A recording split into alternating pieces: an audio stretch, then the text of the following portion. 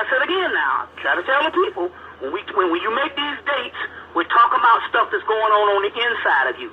That way you don't be wrong, fail prophecies, and looking like a damn fool when your day of judgment don't come. You see what I'm saying? And according to this Diane Stein's book, the stuff she's talking about is Christ energy. And remember, the Christ energy is you ain't gonna see no man in no robe with no sandals. The Christ is coming through you. Now, so they studied this. The Christ is coming through you. Now, in no robe, stuff she's talking about is Christ energy. And remember, the Christ energy is you ain't gonna see no man in no robe with no sandals. The Christ is coming through you. Now, so they studied those. The Christ is coming through you. Now, so, you see what I'm saying?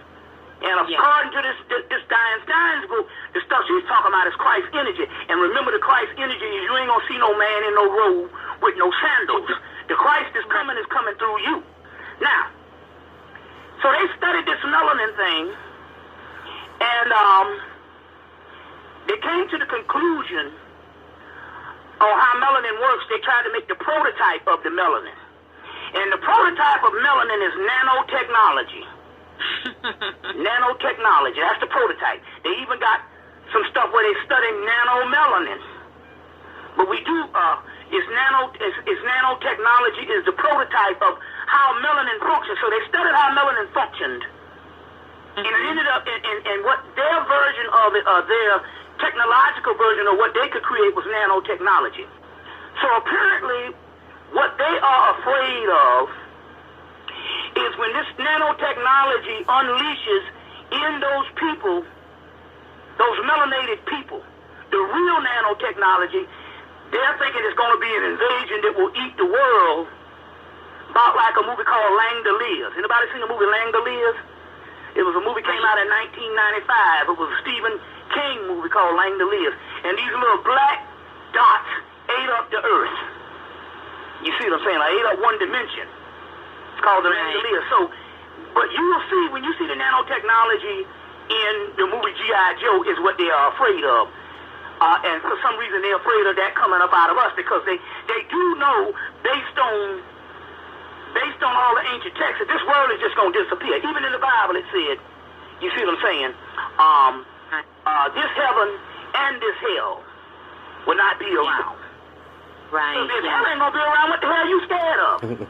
Hell is only a state of condition. Now look, y'all, that's if you've been reading your Bible, you should know that. It said in Revelation, it says, heaven and earth shall pass away. You know what I'm saying? Heaven and earth shall pass away. I don't got my Bible on me right now. I can't give you the exact scripture. But it did say heaven and earth shall pass away, but my word shall abide forever, or something like that. You know what I mean? Paraphrasing. But so if that's the case, if hell gonna pass away, then what the hell are you scared of?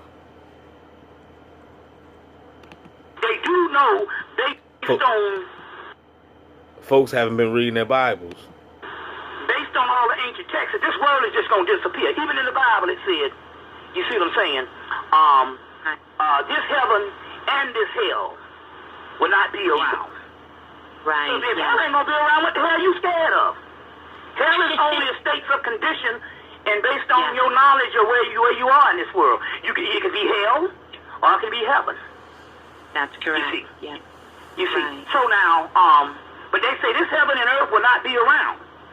So, obviously this thing is going to disappear, and they are afraid. They are afraid that it's going to be this war of destruction with this melanin rising up and doing the nanotechnology. I say that that's just their fear because they're warfare people, and they always fear that. And why not? I mean, you might as well put it on the table if you figure there's a chance of that happening. But for what we know, it said that we gone like a twinkling of an eye. And so for what we know, we're talking about how this thing is going to go down. Is basically we're just going to wake up and going to be in another world. You're just going to wake up out of this dream, and this dream going to be gone. Because this is only an illusion anyway. And once the return of the third eye, you understand what I'm saying? At its full aspect, you don't have to have all the destruction and stuff like that. You see all the destruction of. You're just going to come forth by day, which is the original book. The Egyptian book of the dead say coming forth by day. Yes, yes. You see?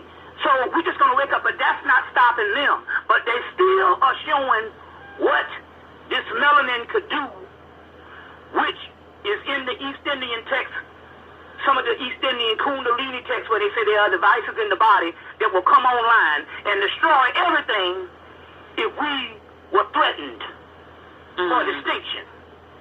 You see, we were threatened by distinction. That is also reported in the text. It's a book called Kundalini for a New World by Gene Kiefer. And they talk about these devices that they found in these texts in India. There's devices in the body. So naturally that was something that probably could have happened if we were slated for total extinction.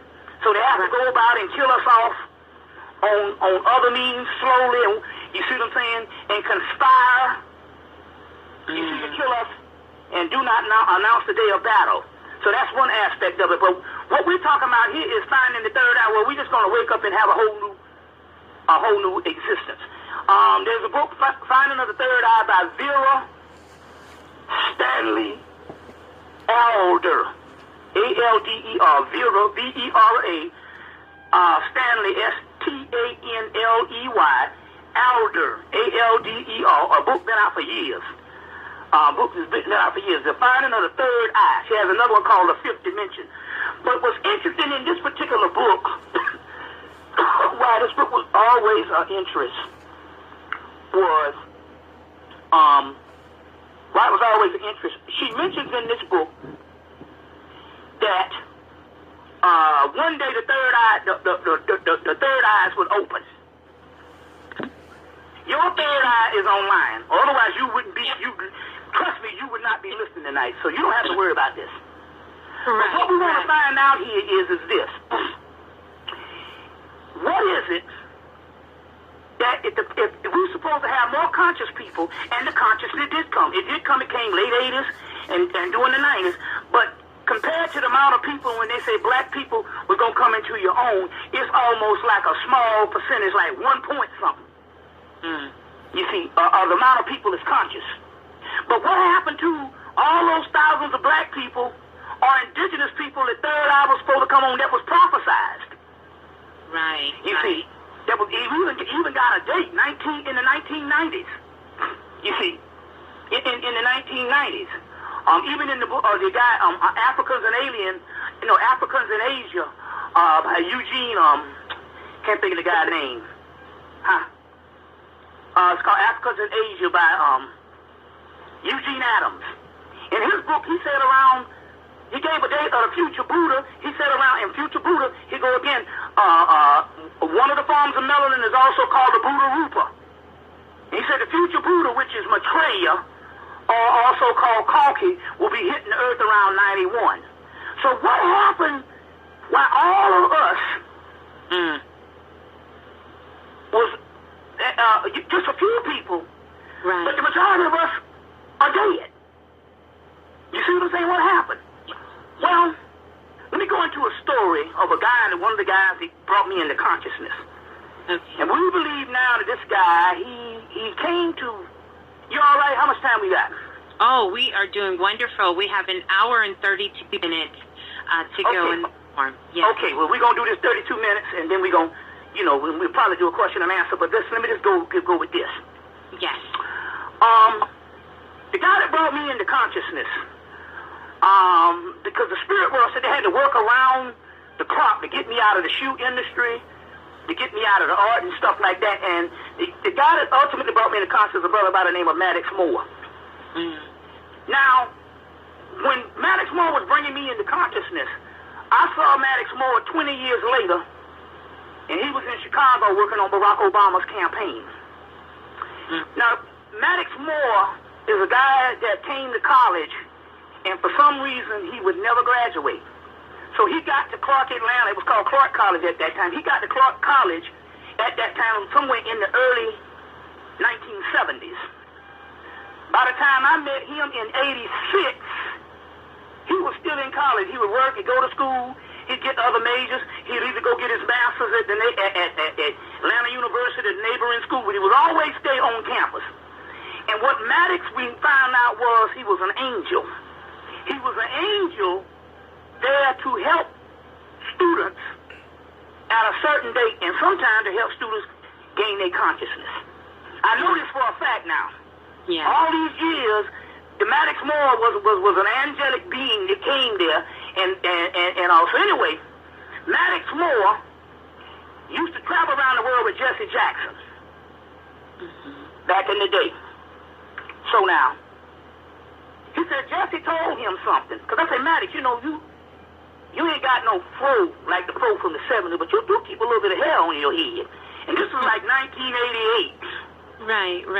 He said, well, I need to tell you this story. What Jesse Jackson said, that the number one thing that the United States government did in the 1970s was one thing. They say, we have got to get rid of that afro. They say, we got to get rid of that afro. You see what I'm saying? Yeah. And what they, and also, they first introduced the Jerry curl.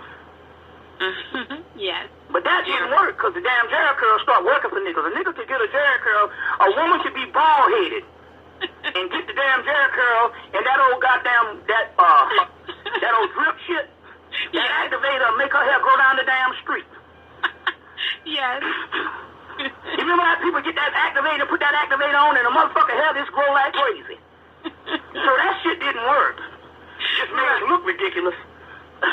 But it didn't work. Because that activator, they didn't plan on that shit. That shit lubricated the nigga head, and people who ain't never had no hair, shit was growing like crazy. Might have fucked up some collars and some couches and some pillowcases, but your shit grew.